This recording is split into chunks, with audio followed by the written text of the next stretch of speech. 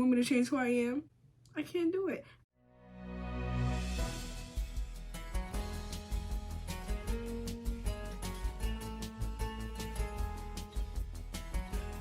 Hey guys, it's Sydney and I'm back with another video today, and we will be talking about the top 10 movies I've watched this year, okay? These are the movies I've watched this year, not just movies that have come out this year. There are some movies that have come out this year on this list, but there are a lot of classic movies. There are a lot of movies where it's just like, Sydney, you be watching anything up there. I'm gonna start out with some honorable mentions. I only have 3. First one is Barbie. I loved Barbie. Next up is The Blackening. This was kind of like the funniest movie that I've ever seen. But there are movies that are funnier on this list. I'm gonna be honest, there are movies that are funnier and have shaped my life better than The Blackening. And then the last one, I'm gonna ruffle some feathers, is Renaissance, a film by Beyonce. You need to leave! Sorry, y'all know I love Renaissance. I have the vinyl. I've done like 3 million videos on Renaissance and 3 million videos on Beyonce on this channel alone. But I have to... There's a reason why there wasn't a Renaissance film video. I just had no thoughts. But I enjoyed it. So yeah. Number 10 is Whiplash. Number 10 is Whiplash. I really liked Whiplash. I felt like I was really in it. It felt really intense. If y'all did not know, I used to play the clarinet and the tenor saxophone in middle school. And so I felt really connected. I felt really connected to the character. And I felt like I was literally him. Like, what's his name? Mama, let's research. When Andrew was fighting for his life, practicing in the 7th, I kind of felt that because I used to practice a lot. I used to practice quite a bit, actually. And I feel like I'm that way with a lot of different things now, like with like singing in general and like performing and stuff like that. I just like to practice. I like to get... So when you have like a passion like that, I understand you would do anything for it. But Terrence Fletcher is a very sick man, and you do not have to work people to the bone in order to make them become great. Like, you have to mix a bit of nurture with it, you know. There was no reason for him to do that. And Andrew, you're kind of sick in the head. You're kind of sick in the head. And I'm not gonna, because he's a victim at the end of the day. He is a victim. But at the same time, what's going on in that head? Number 9 is Theater Camp.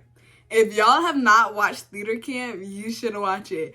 I feel like it was really underrated and it fell under a lot of people's radar, but it was really funny and I love the music in it. Like, y'all know I'm a sucker for a mockumentary and I am a sucker for a musical. So if you put them both together, you're introducing Mother Mayhem. And on top of that, I felt like I was one of those kids in there. Like, I'm gonna be honest. I'm a bust out the song for no reason. I'm gonna do random performances.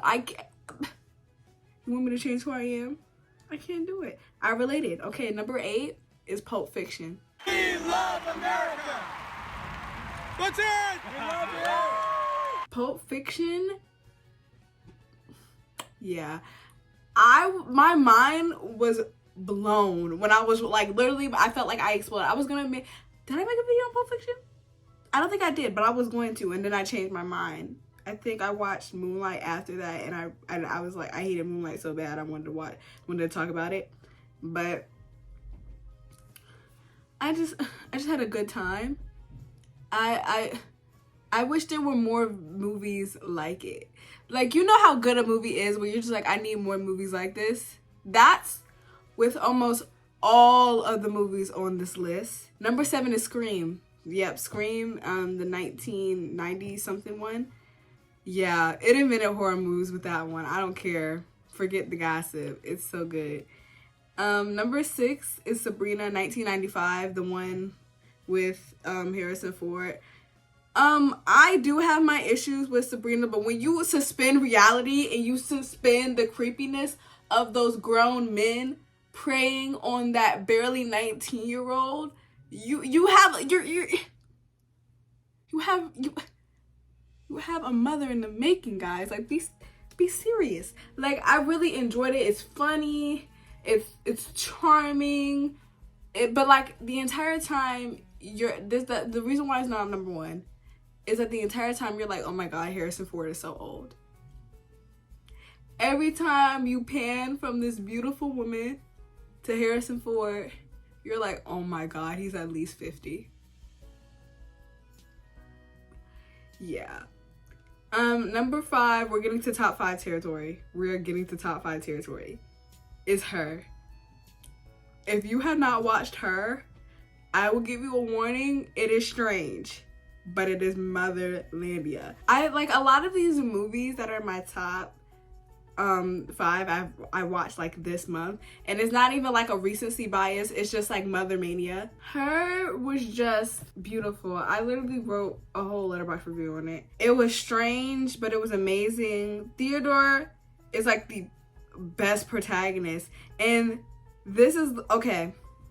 So y'all, if y'all see my poll, y'all know it was either gonna be a literally me video talking about my love-hate relationship with literally me movies, or it was gonna be this video won the poll. So I feel like an issue with these type of movies is the protagonists are incredibly unlikable. But like, I love Theodore. I was rooting for him the entire time. I was rooting for him and Samantha the entire time, even though it was really, really weird. But I feel like I watched this at the wrong time in my life. Like, if I watched this last year, especially around this time last year, if I watched this around the time where I watched Girl Interrupted, which was in August last year, but that's not the point. If I watched it during that time, I think like my whole brain would have exploded and I would have been crying.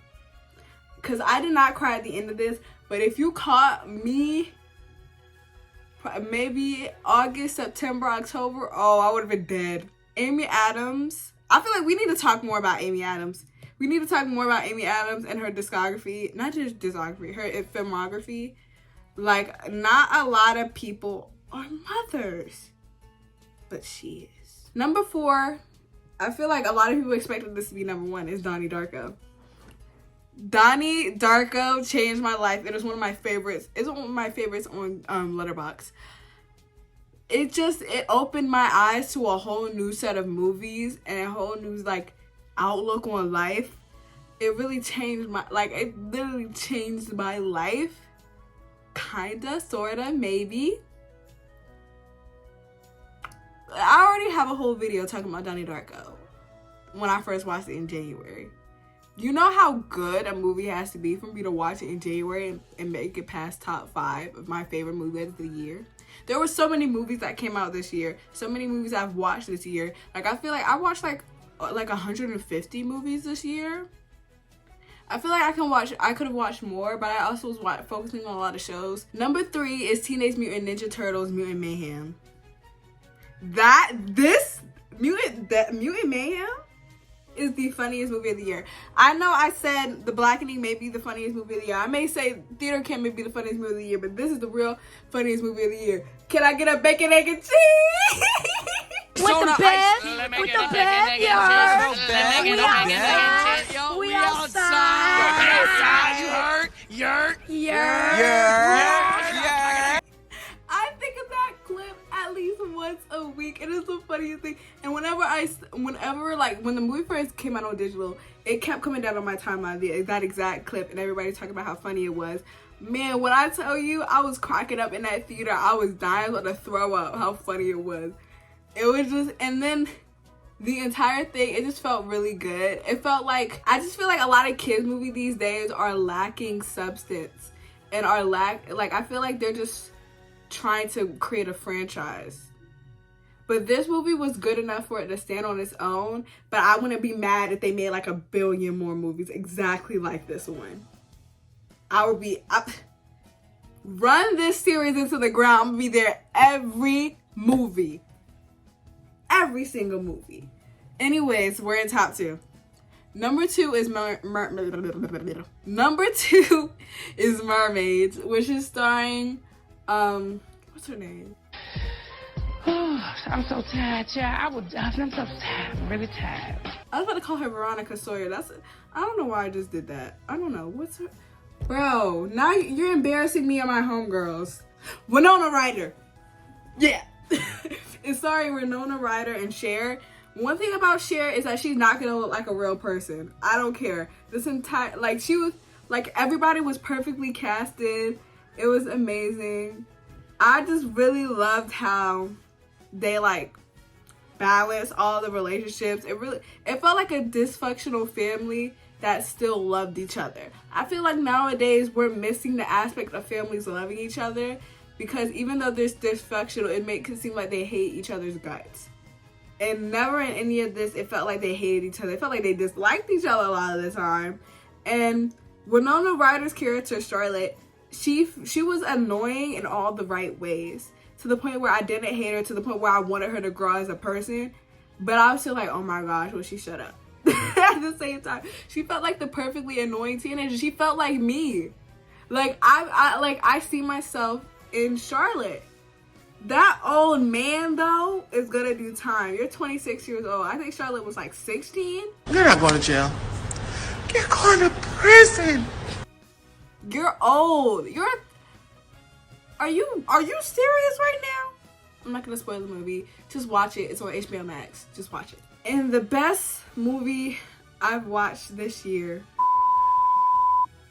Hey guys, it's Sydney again, and I just come to say that there has been a revision to the list. Last night, I watched Saltburn, and that is my number one movie. That is my number one movie. I don't care. Forget the gossip. That movie has done more for me than civil rights ever has. I don't care. Oh, that's no. In the sense that... Okay, civil rights is a bit much, but I don't know. That is kind of my March on Washington. Right. I kind of want to do a whole movie on Saltburn by itself. Maybe next week y'all see the Saltburn movie. I don't know. Back to yesterday, Sydney. I suppose that's all. Those were my top 10 movies I've watched this year. And to me, those are the best movies of 2023. Cut the gossip. I would also like to say I haven't watched past lives. I haven't watched a lot of movies. If you want to see the movies I watched, go to my letterboxd. Okay. It's blondedsydney. Y'all know. And alright guys, thank you guys so much for watching. Make sure you like, comment, and subscribe. Follow me on Instagram and letterboxd, both blondedsydney. And I will see y'all in the next one. Bye guys!